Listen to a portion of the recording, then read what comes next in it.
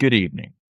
High above Harmar Village in Marietta, Ohio, there is a mansion that looks like it was built to be remembered. Stone walls, tall windows, a tower watching the river valley, rooms stacked over rooms, staircases pulling sounds through the house, and a parlor that does not need to be dark to feel occupied. The Anchorage was not built as a haunted attraction. It was not built to become a ghost story. It was built as a home, a love letter in stone, a statement of wealth, a private mansion for Douglas Putnam and his wife Eliza. But houses do not stay one thing forever. Families moved in, owners changed, the mansion became a nursing home. People were cared for there, people died there, and somewhere along the way, stories began to gather. A woman seen near the tower, footsteps moving through empty rooms, little girls seen throughout the house, voices and screams where no one should be speaking, a man in a top hat walking the halls. And one question followed us to the building all night. If this house was built for someone, what happens when that someone never really leaves? But legends are easy, and evidence is harder. We are No Lights Paranormal. Tonight, we're not here to add to the legend of a haunted mansion. We're here to separate history from folklore, personal experiences from actual evidence, and answer a simple question. What does the Anchorage actually give investigators to work with?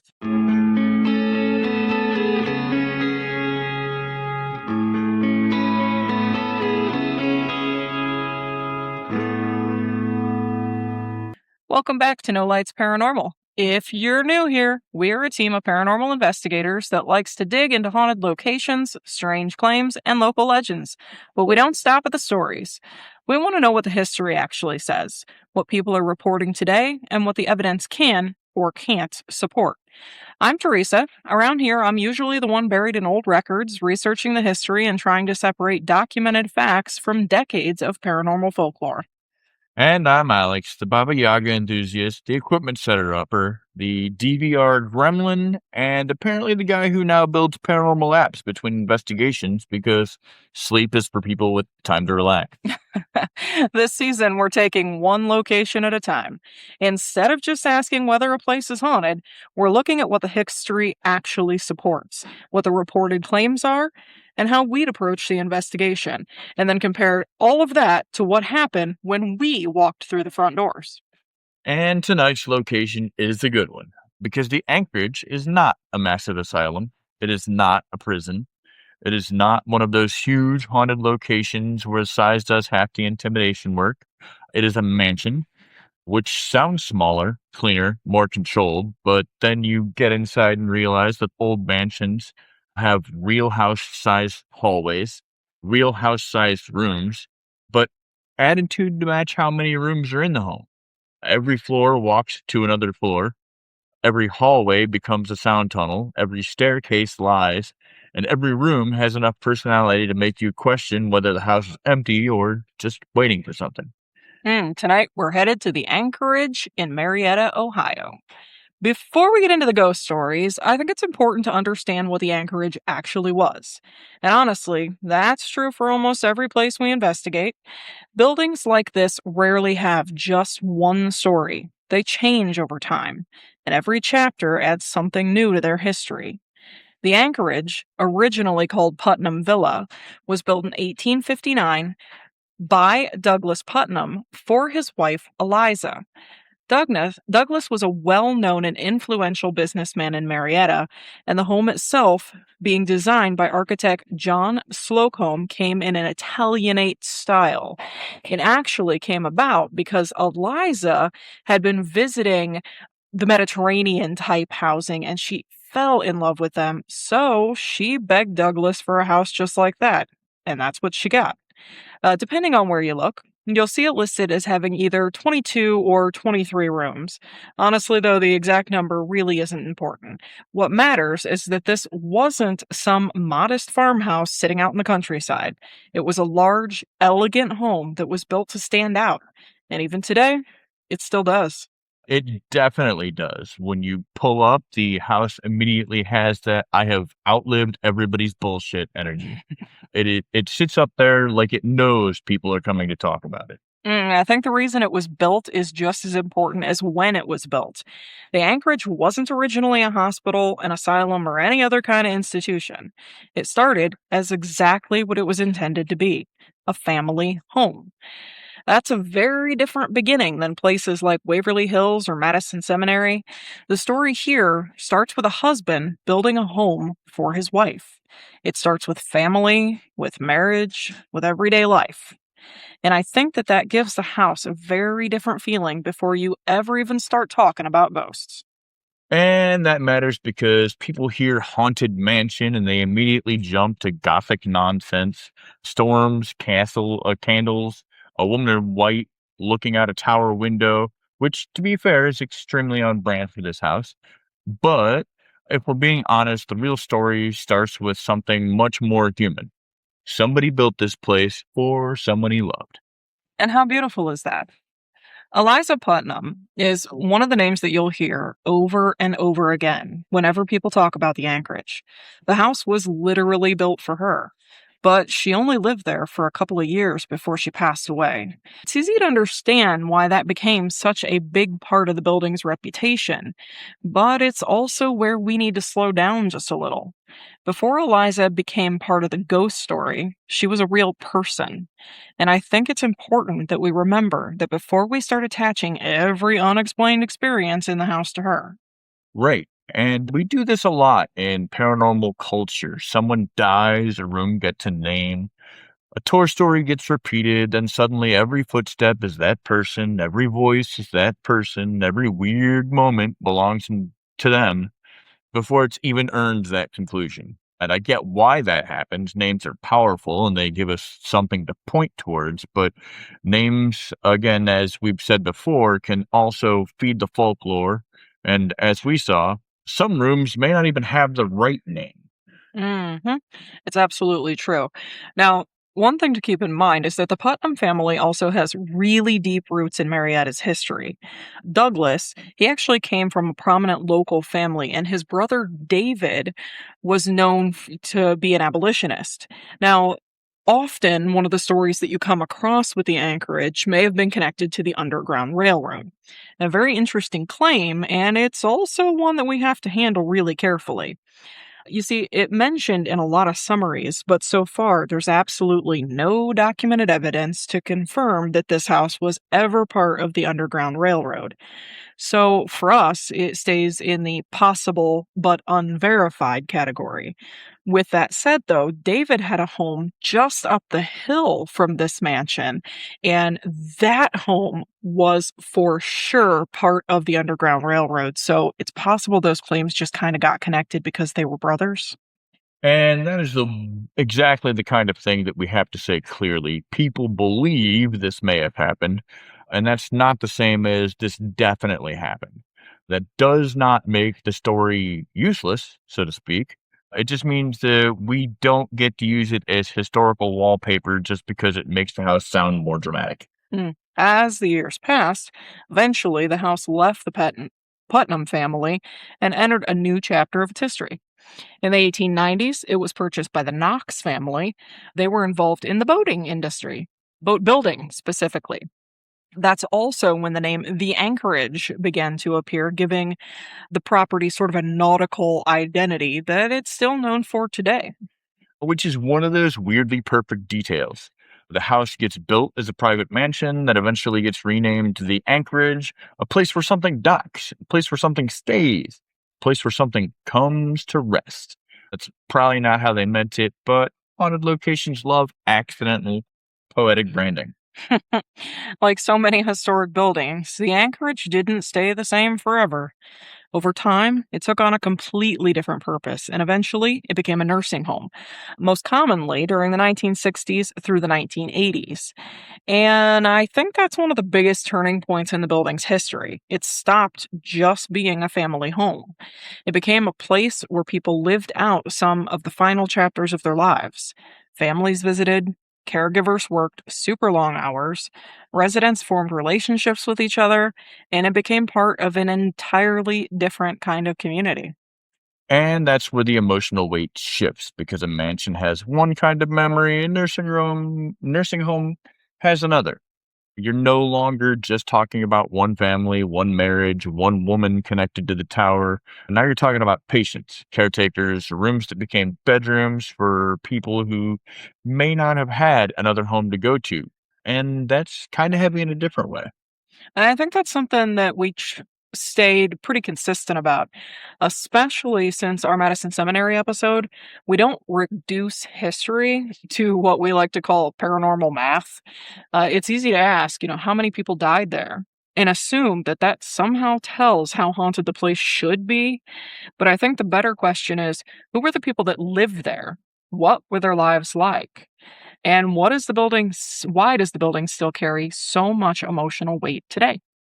And that's true because watching you do your research, we both know that reportedly there were, mm, I wouldn't say many, but quite a few supposed deaths at the building, especially during its nursing home stay. And we got a total of what, like Seven. seven confirmed? Yeah, I have 7 confirmed folks who passed there.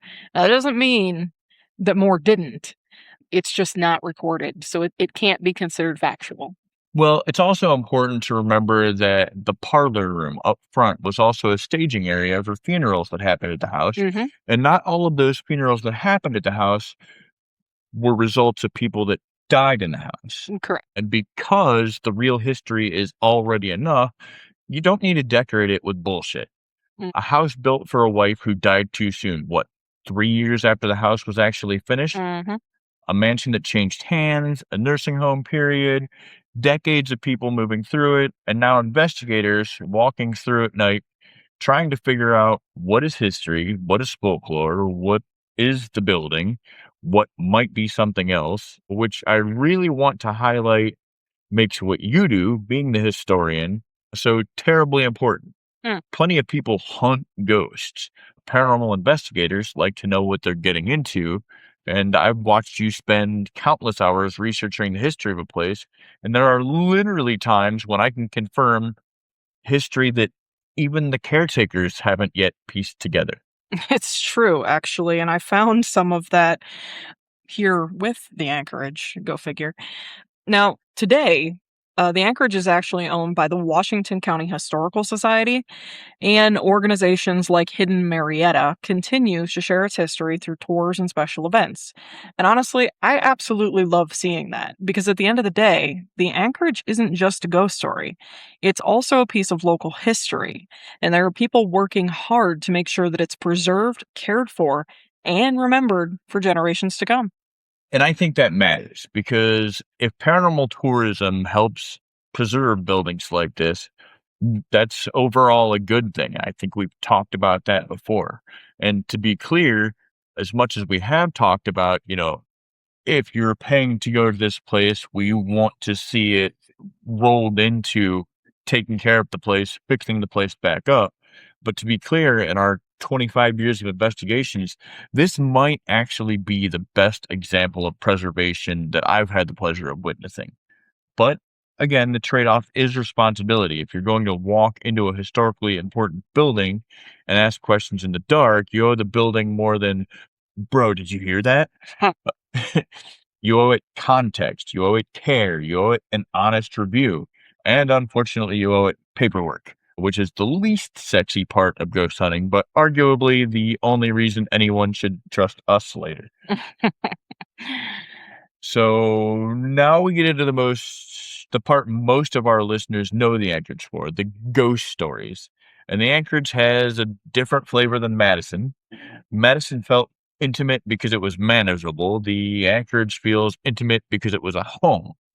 But it's still complicated. It has floors, a tower, a parlor, staircases, rooms that behave differently, and enough architectural weirdness that if you don't control movement and sound, the house will absolutely make a fool out of you.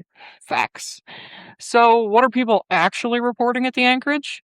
Most of those stories fall into a few familiar categories. A lot of people report full bodied apparitions, footsteps, voices, screams, and a handful of specific figures that seem to come up over and over again. One of the best known stories involves a woman seen near the tower or sometimes by the main staircase, and over the years, she's often been connected to Eliza Putnam. Now, interestingly enough, one of the stories is that Eliza fell down the stairs and passed away, and that's why she's seen by the main staircase. That is 100% not accurate. She actually passed away from heart disease. There's also reports of little girls, two of them specifically, seen through the house. Stories about a man in a top hat, the accounts of voices and screams. And because the house later became a nursing home, some people also believe that they've experienced the former residents or patients. And that gives investigators a lot to work with, but it also gives investigators a lot of ways to fool themselves because now you have named or recognizable categories: Eliza, the little girls, the man at the top hat, former nursing home residents. That sounds organized, but organized folklore is still folklore until the evidence makes it deserve more. My thoughts exactly. Reported claims are definitely helpful because they give you a place to start. If people consistently report seeing a woman near the tower or on the staircase, those are areas that we want to spend some time investigating. If people keep reporting voices or screams, then audio becomes one of our biggest priorities. But that's as far as the claims get to go. It can point us in a direction, but it doesn't get to decide the outcome before we've even reviewed the evidence. And the anchorage makes that especially important because it's a house full of travel paths.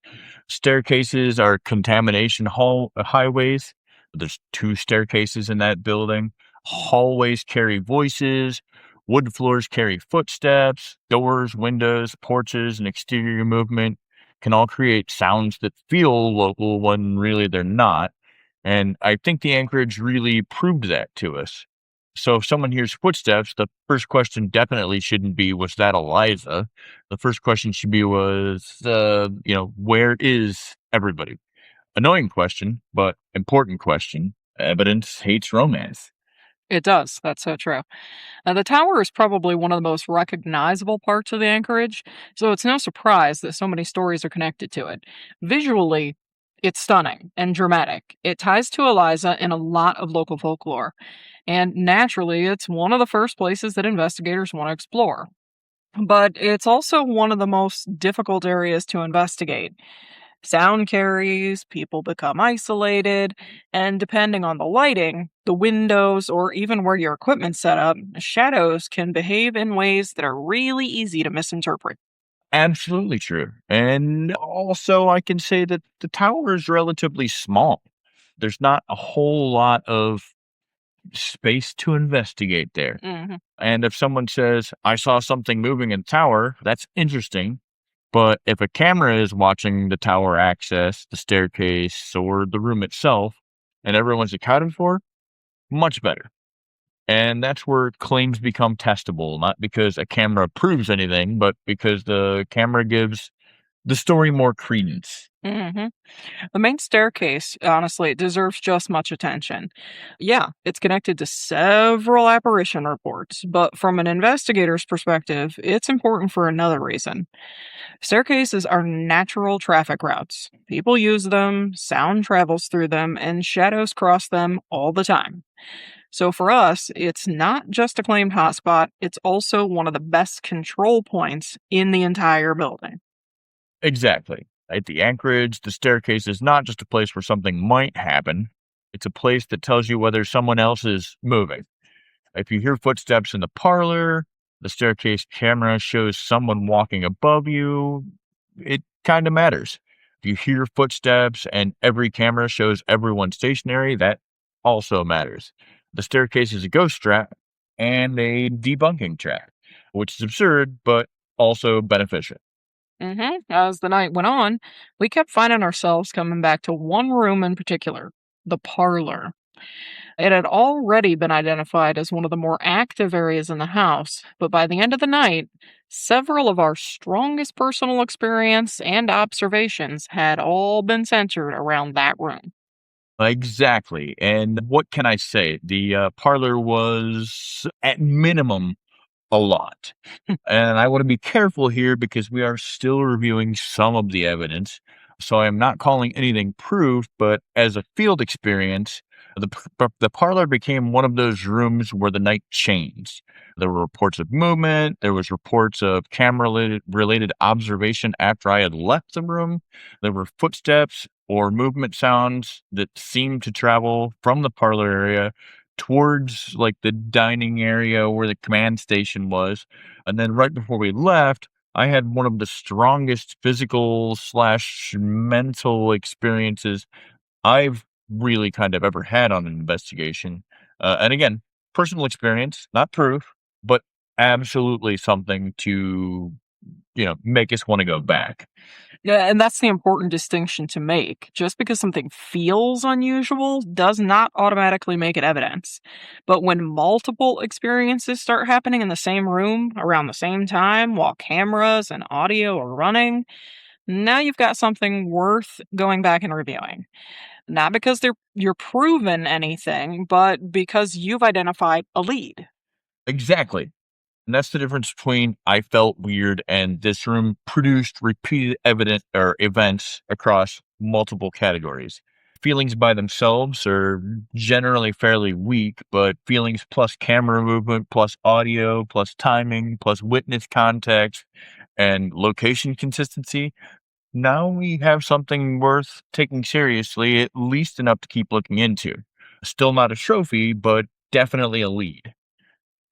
Exactly. There are reports of a little girl.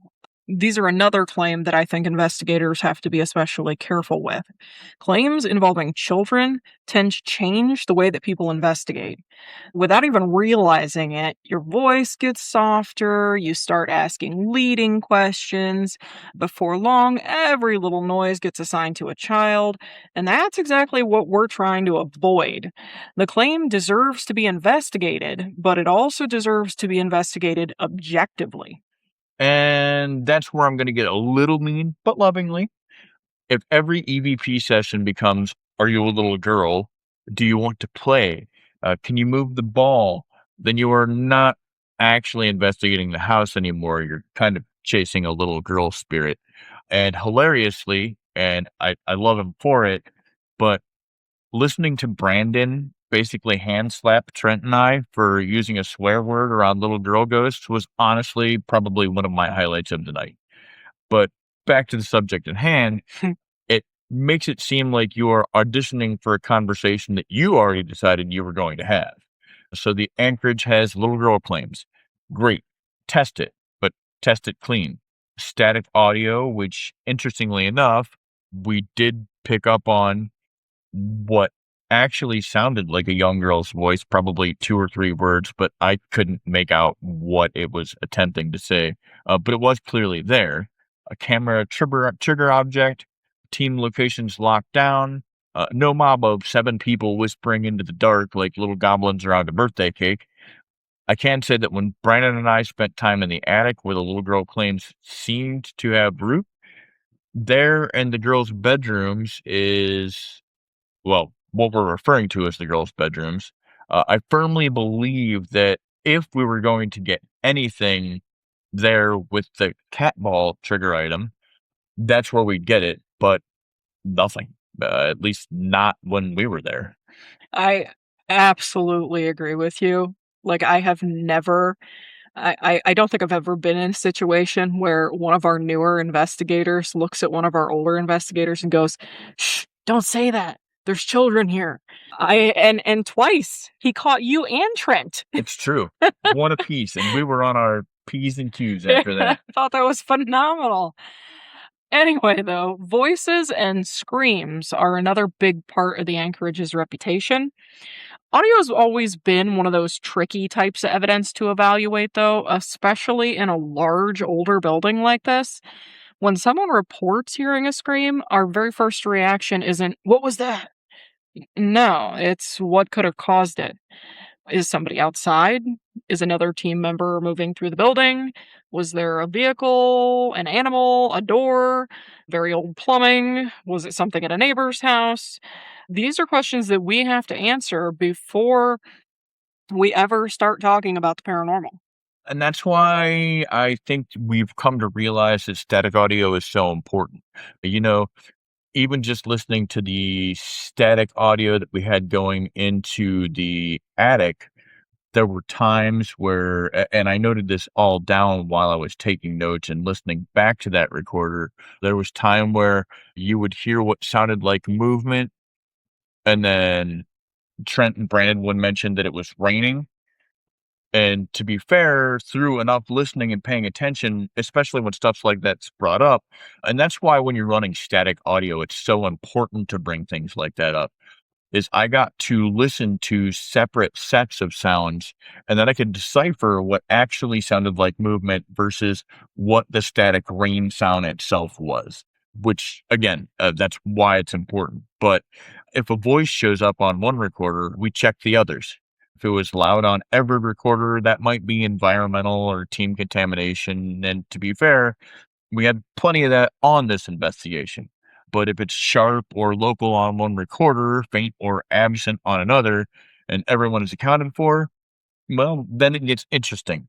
That is the game. Not did we hear a spooky noise? The game is, can the spooky noise be being cross-examined, if you Mm, will. right. The nursing home era actually brings another entire layer of reported activity.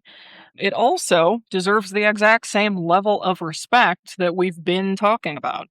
That period of the building's history wasn't just another chapter added to make the house seem more haunted. It actually involved real people. People who lived there, worked there, cared for others there, and in some cases, they spent the final chapters of their lives there. I think it's important that we never lose sight of that. That is one of those places where No Lights needs to stay grounded. And to be fair, I personally really kind of ignored that entire section of the building's history this time around. I think most of the nursing home stuff was tied to like the second floor, and I think that probably Tracy and Aaron spent the most time there. And I personally just had so much going on that night that it just wasn't really one of my focal points. That said, we can talk about the claims, we can investigate the patient associated rooms, we can review the audio and the DVR, but we do not turn former residents into haunted props. If something happens in a room associated with the era, we document it. We don't turn it into instant patient ghost content because it makes for a better thumbnail. That's fucking gross. Don't do that. Agreed wholeheartedly. So when we talk about the reported activity at the Anchorage, we're not saying that every single story has a paranormal explanation. What we're saying is that the house gives investigators a lot of specific claims that can actually be tested. The tower and the main staircase, awesome, huge. The parlor was ridiculous. The reported voices and screams, the little girl claims, the man in the top hat, plus the former nursing home era, the footsteps, then there's movement, and maybe most importantly, learning the difference between the sounds that are happening in one room and how the sounds are simply traveling through the house. And the question becomes, what can we actually control? Because the Anchorage gave us a lot, maybe too much. There were moments on the DVR within the first 40 minutes that were probably more active than some of our entire investigations. Every team seemed to be reporting something, and that's exciting. But it's also dangerous because when the building feels active everywhere, the temptation turns into chasing everything, and that's how evidence kind of turns into soup. And I think we really kind of learned that lesson the hard way. The teams didn't all leave the command center at the same time, so nobody was on the same clock. People got back. Every group was excited, and nobody got back at the same time. I made the mistake of relaxing the investigation proverbial noose, a little bit. And what I think we learned in the immediately following 2 hours was that there's a reason our investigations are so controlled. because the following 2 hours seemed to me like a lot of filtering noise pollution. Mhm. That's absolutely true. So, now that we've actually been through the Anchorage, if we were handed the keys tomorrow and they said, "Go investigate it again," what is the very first thing that you would change? Honestly, I would not start by changing the gear. I would start by fixing the issue that I had and tightening my command on the investigation itself. Because the Anchorage taught us something different than Madison. Madison taught us not to abandon an active zone, and the Anchorage taught us that when the whole building feels active, command becomes paramount to the investigation. Everyone's having a personal experiences, then the DVR operator has to become the anchor and kind of the manager, if you will. Mhm. Who's where, who's moving, what camera saw it, what recorder's running, was that sound local or did it travel? Without that, the night becomes 7 people saying, "What the hell was that?" And no one can prove anything later, which is fun, but not exactly useful. I totally agree with you. Looking back, I think one of the biggest lessons from this investigation was that the more active the building seems to be, the more organized we have to be. It's really tempting to think, wow, everything's happening everywhere. But if nobody's logging it, nobody's calling out where they're going, and nobody's keeping track of who's moving, you've just made evidence review 10 times harder. And I actually do want to point out that one thing that I had kind of just realized, and I realized when we were going back through our evidence, is unlike Madison, where we first really started implementing it and using it to our advantage, nobody was really using the radios at Anchorage. That's true. I did notice that as well, and I definitely think that's something we should have stepped up on. I mean, I really think that the Anchorage reminded us why it is that over the years we have become so structured. Just developed our investigation habits and routine the way that we have. And it's just super important to stick to those. So, when you get down to the brass tacks, do you think that the layout of the house helped us or fought against us? Um, I think that for the most part, I don't think that it hindered us too much outside of the fact that there were a lot of hallways to echo things. I unfortunately, so in reality, and this is another part of paranormal investigations that happens, upon doing a review, some files got transferred in a very sketchy way, and we lost a lot of audio, A lot is an understatement. meaning that none of our DVR files that copied over had audio. So I didn't really get a chance to listen to the DVR cameras that we had set up on the second floor as far as being able to catch what noise walking on the floor above you would do. And we super rely on those suckers having audio. Yeah, I mean, honestly, I kind of rely more on the audio from the DVR than I do the video to an extent. I mean, a lot of Mhm. times if you're not walking directly in front of a DVR camera, at least you can catch audio from a team that's nearby or something like that. Exactly. And I put a little bit, maybe too much faith in them this time around, and maybe that's a lesson to be learned going forwards, Mhm. is definitely just more regular audio recorders to go with certain DVR cameras, at least one on every floor.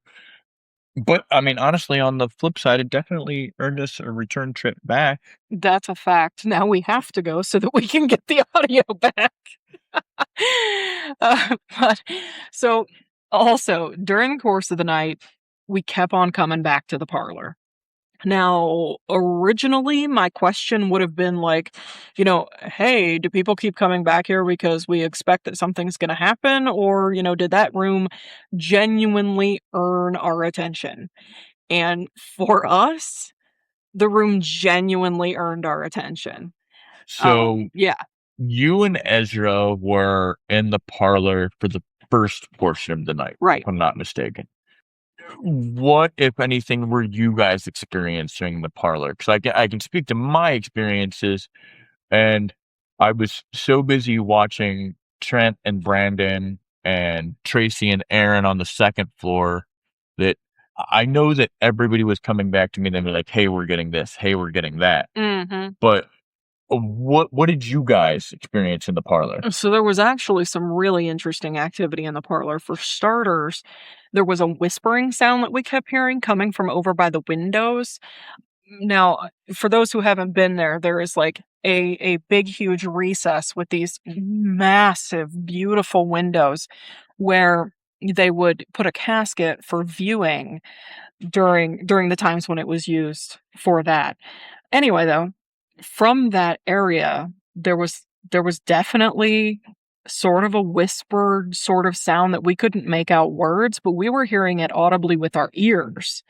Which is another reason that I was so incredibly upset when we lost all that audio. So there was a shadow that we saw multiple times that kept moving sort of towards one end of the room, going back towards the doorway into the dining hall where we had our command center set up. Ezra was sitting the opposite side of me to the room, and my back was to the fireplace. And he actually saw a very, very dark shadow move from sort of the window section straight across the room, behind me, past the fireplace, and out into the main hallway. I didn't see that. I was facing the other direction. But yeah, it was definitely a lot. And that was honestly within the first like 40 minutes. Right, and like I said, we had that happening to you guys. Meanwhile, we had stuff happening upstairs with Brendan and Trent within the first 40 minutes. Like I said, I reviewed the attic audio first. That was one of the few recorders that actually ran all night. I gotta be Um, honest though, that audio when we absolutely are positive that there is nobody in the attic and it was just running and you can hear all sorts of stuff, like, we were nowhere near the 3rd floor. uh, Nowhere. exactly. And so, like I said, the one, what I would call like a verbal EVP that we got that was literally only 2 or 3 words, and it was while Trent and Brandon were up there, but it was definite it sounded like a young girl's voice. I think it did too. It was 2 or 3 words. They sounded clear, but I couldn't make them out, if I'm that makes any I sense. definitely so when we post our audio and video evidence, I don't like to clean it up before I post it because I want people to hear it as it is. I don't wanna alter it in any way. But what I've also done is I actually put that file separate. I have the original, and then I also have the version that I cleaned up a little bit, and I'm gonna post them both. Okay.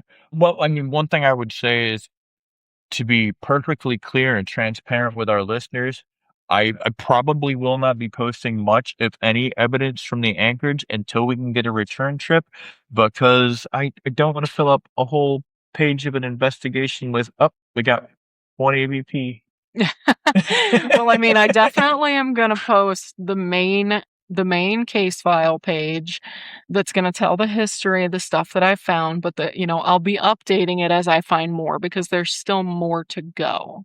And that's fair. I think my point being, maybe we're spoiled a little bit. So I'm so used to going, our old investigations where, you come home with whether they had anything in them or not, some pictures, like 6 EVPs, like just, I don't know. I just feel like putting up, well, this is the case file and here's the one EVP that we got. It just feels so empty to me. I need more. I agree. I agree. So, question. If somebody listening wants to go and investigate the Anchorage for the very first time, what is the biggest mistake that you would tell them to avoid?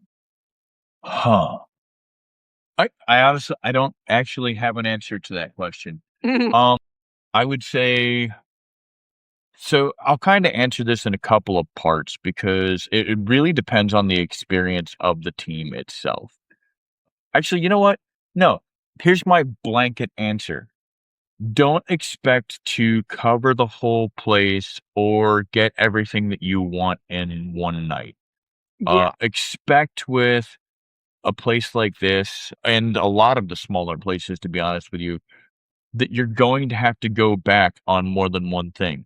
Don't get upset when, audio fails on certain things. Don't Oh, I cried. No, not really, but really almost my biggest point of advice would be to, just take the building in for what it is. Mhm. Like, be there for the investigation. Don't be there for, the evidence review. Yeah.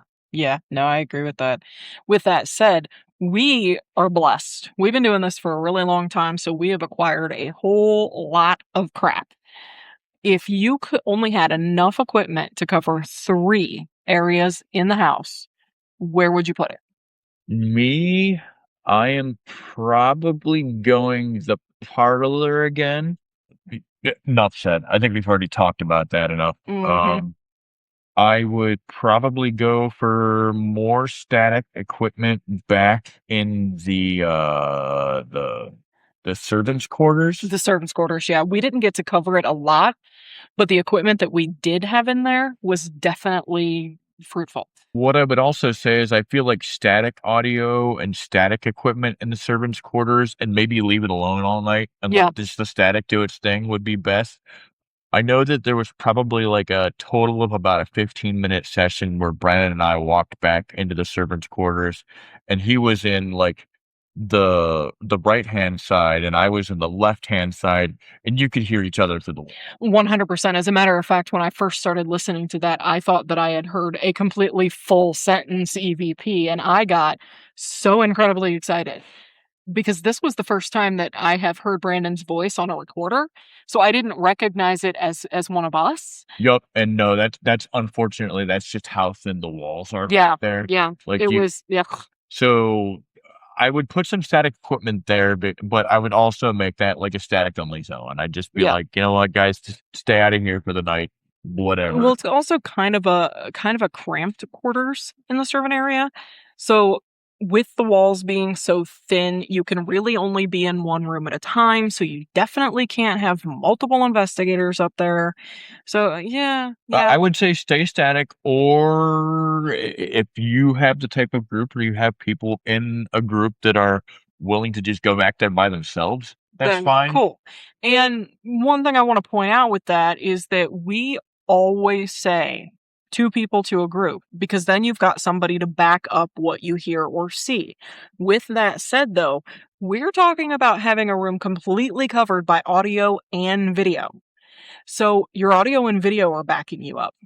So if you just send one investigator and they have the balls to go in that room and sit there by themselves, that's perfectly okay as long as you still have that audio and video backup. Right, and to be fair, I think it's a way that we grew into paranormal investigations. You know, we started doing paranormal investigations, and the reason, like, the buddy system was so important was because, yeah, we started one they didn't have, I mean, I guess DVRs were probably around, but very in their, like, infancy stage. Yeah, and Like, super expensive. we didn't have, like, video and audio in every room that could just Mhm. sit there and watch you and see you on camera to be able to back up what Uh, you said you were experiencing. that honestly isn't even the biggest reason. For me, when we first started investigating, you're talking about abandoned buildings, abandoned places.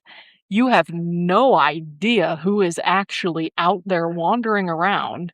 Like, the buddy system was just plain safe. Well, I mean, again, that's fair, and there's certain people that I would let go by themselves, and there's certain people that I wouldn't let go by themselves. Well, For me, it's sure. always just been a way to back up evidence, though. No, I agree, I agree. And then from there, if I'm being honest, I think my 3rd place would probably either by the attic, because I feel like we got a lot up there. I Wha also think the attic had, like, an ambiance to it that was just, like, heavy. But also, I'd be super curious about the 2nd floor because we didn't have any audio from the 2nd floor, and that kinda bugs me. True. What I can say about the attic is everything that happened in the attic happened in the first hour, and then, like, the last 15 minutes. Yeah, There was a good dead, like, 2 to 3 hour period where just like, it's true. "Nope, it's quiet up here." It's true. People It's true. came, people went. That was it. No, it's curious to me too, though, because, like, for an example, the music room. The music room was a beautiful space where we didn't get anything, but there are actually a lot of reports of activity in the music room. So it's difficult to know what you should super heavy cover and what you shouldn't.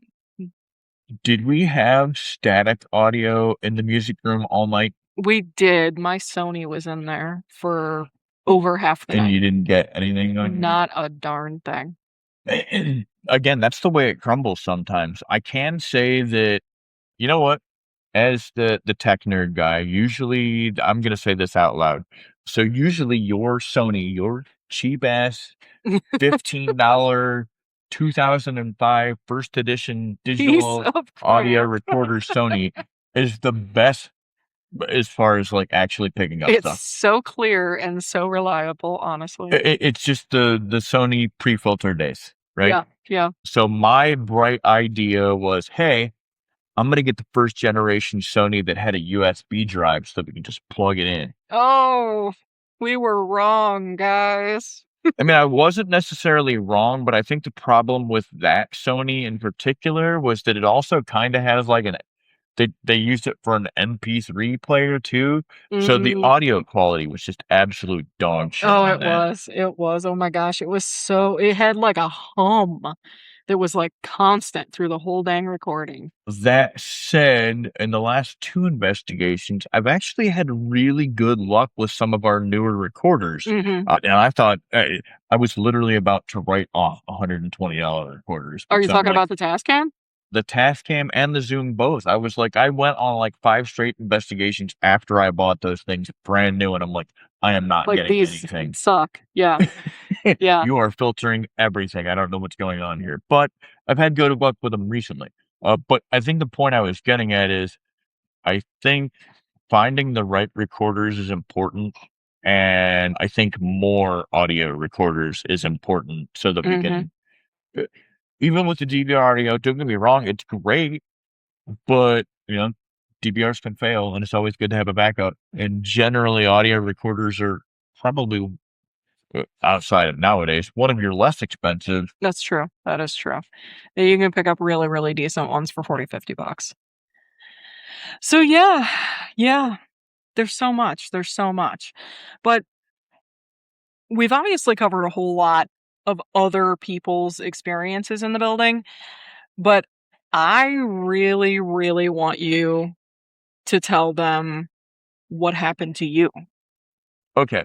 So this kind of ties into the paying attention and why we paid so much attention to the parlor is so originally, it was getting towards the end of the night and actually so it how we set up the parlor kind of all started when Ezra Tracy and Aaron went in there because they got irritated because we were talking in the command center, so they closed the doors to the parlor, Right?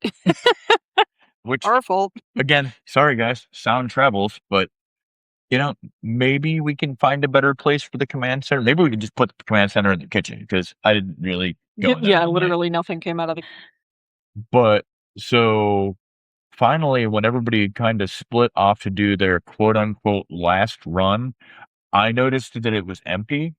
So with you watching the DVRs, I was like, all right, I'm gonna slide in here by myself. Yeah. I was kind of hoping that would happen. I'm not gonna lie. There was a little piece of me that's like, I just want to slide into a room by myself, just do this thing, right? Well, you slid into that room and, yeah. Honestly, the first time that I was in the room, very little happened. I kind of like sat down in the one chair that has its back to the fireplace, and I was looking out over like the love seat section and kind of watching the other wall where the bay windows are. I'm just gonna call them bay windows. I know they're not technically bay windows, Yeah, I don't know. Yeah. but it was the window bay, right? They're gorgeous, whatever they are. But so I was sitting there and there wasn't really a whole lot going on. And then I would say probably the last 5 or so minutes that I was in there, I literally watched what it had no definition, but it was like the shape of a person that walked into like the window bay. And that's where you'll hear me on my own audio on the phone, which I didn't actually even have recording the whole time because it kept lighting up, and I didn't like the way that it worked. Well, we actually had the But I also had the newer the exactly. Sony Blue that ended up being dog shit. I It, had that sitting in there all but night. it did pick up you speaking at the very least. So nevertheless, I was sitting there and I was watching that, and then when I said that, when I was like, "Hey, is that you over there?" Uh, Yeah. it kind of vanished, Yeah. and I was like, "Oh, okay. Well, that's fine." And then I got up to go back into the dining room, the command center room with you, and when I closed the door behind me, you had made mention that it looked like the camera in that room had moved, like, Mhm. as I walked out. So I was like, "Oh, well, fine. Fuck it." And It did. It moved probably a solid inch to the, I believe, right from where it had been sitting, and I mean, it was stationary and secure. It should not have moved on its own. so and then, like I said, that basically caused me to go into fuck it mentality. "Okay, you're not done with me. I'll come back and see what you want to say," right? That was a mistake. So I turned around and walked back into the parlor room. And what I can tell you is that immediately upon re-entering the parlor room, the difference was night and day. I had no weird feelings or anything the first time that I was in the parlor. When I walked back in, as soon as I stepped through the threshold of the door, before I even closed the door again behind me, the only way that I can explain it is that it literally felt like the gravity of Jupiter versus the gravity of Earth. Like, I don't even wanna say, like, it felt heavy in, like, the spiritual sense. Like, no, like, I literally felt like I weighed 3 times as much. That's crazy. Like, it was kind of absurd.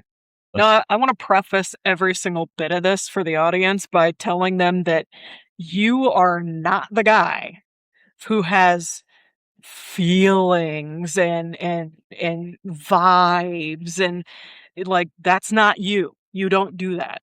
Definitely not the guy that talks about it anyway. Right.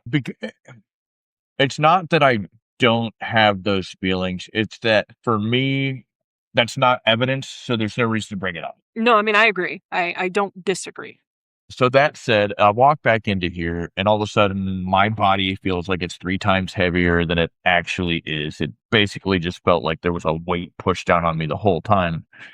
So I walked over and I just laid down in the middle of the floor, right? Literally, you, like, flopped. Right on the area rug. I just laid down in the middle of the floor and I was laying there. And if anything, that probably made it worse because there was just more of me to push on at that point. I get it. And I'm like, what the hell is even going on here? And I did something that I really have not done since I was like my son's age, and he just turned 18. I was probably 18, 20 the last time that I messed around with this. Baba Yaga enthusiast. I used to be a pagan. Now I'm more kind of into the druidic magics than like the straight pagan stuff. But I stepped into this room and I laid down on the floor and I kind of just like opened up. It, Mhm. it was one of those like mental, like, hey, if you've got something to say or you want to show me something, here I am. Yeah. Do what you want, right? Mhm, So mhm. I'm laying on the floor, and at first it was really just the weight of it all more than anything. And I would say after laying there for about 5 minutes, Ezra had come in from like the music room direction. Yeah. And he sat down, he started talking to me about what we may or may not be experiencing or what we feel or what we see like in this particular room, right? Well, I definitely picked up on 2 things in that room. I picked up on what I would assume again, this is not evidence, all right? This is my particular feelings and my personal experience, so just count it as that, not me saying this is or isn't something. I picked on what I would assume would be, like, the Douglas Putnam, Mhm. only because what I was picking up, it was definitely male, and it felt really, like, authoritative, like, Sure. I own this space, Sure. Sure. which could be, Mr. Knox It from could who yeah, bought it, but absolutely. I felt a male presence that felt very authoritative, like ownership. And then I felt from the stories that were explained, I felt like if anything, this would have been tied to Eliza. Only because she felt softly authoritative, but it was very much a, I am watching the whole house. And like she didn't feel like she really sat still. And I was explaining to Ezra, it feels like she's going around the room, not just standing in one place. And I was, making a circular motion with my hand, but I immediately, upon doing that, like my brain like started spinning and I went like weirdly lightheaded. I literally had to get up and fucking leave and step outside for like 5 minutes to, you know, get my head to stop being swimmy. Um, so I went outside, I got some air, everything was fine. I was fine. I drove all the way home. I was fine. I wasn't dizzy after that. Mm. Whatever. But what I found interesting that I did not realize until you had explained it to me, like after as we were packing up, is when I went back in, we started packing up the cameras and we went into the parlor to get the camera and recorder from there. And I immediately got like a chest pain. And at that point, I did not realize that she died from heart failure, Yeah, that cardiac arrest. I'm there like, there were a few things that I excuse me? kinda kept tight because I didn't want to influence anybody's feelings. Mind you also that when we go to these investigations, my wife sits down with the historian or takes the tour, and I'm generally walking around the place by myself because I'm trying to figure out where I'm going to put cameras, where Right. I'm going to put audio recorders. It's not that I'm not interested in any of that. Like I'm just going into battle mode, if We you just will. very much have different roles. That's really what it is. So, yeah, and mind you, that ended up being 2 ER trips and a trip to the regular doctor, and yeah, I don't know exactly what happened to him, but it was kinda scary. It got me good, but you know what? I'm not scared. I'll go back. No, no, I'll absolutely go back, you know, the other night we went to the gallery reading, Mhm. and it's a friend of ours whom is a psychic medium, and he was doing a gallery reading, and And I want to be clear, this is the first one of those that I've ever gone to. I've never gone to anything like that before. I've seen it on TV. I've seen your Chip Coffees and your John right. Edwards and the Long Island medium. Oh, yeah, She yeah, was yeah. always entertaining me, but like I've never gone to What is anything her like name? that. Teresa Caputo? Something like that. Something.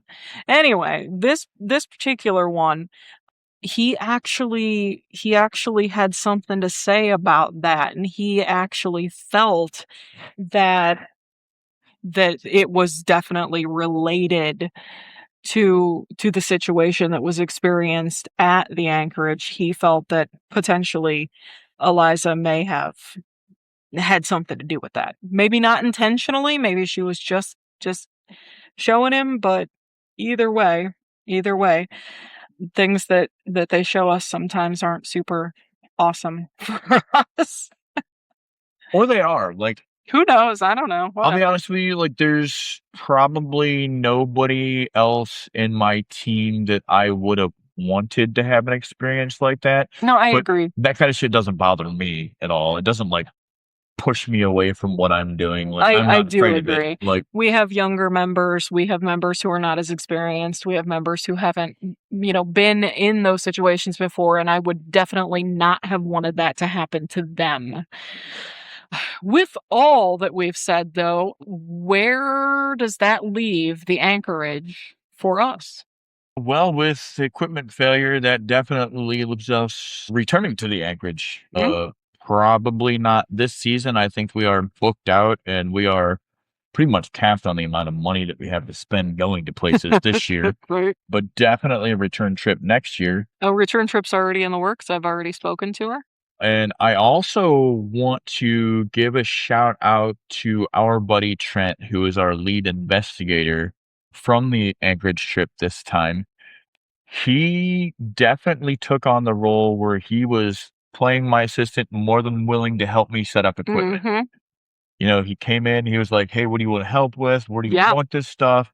And to be fair, I literally had to tell him, I was like, "Chandra, I've never been here before. I have I no have no idea where idea. I'm putting stuff." I was like, Go with your gut.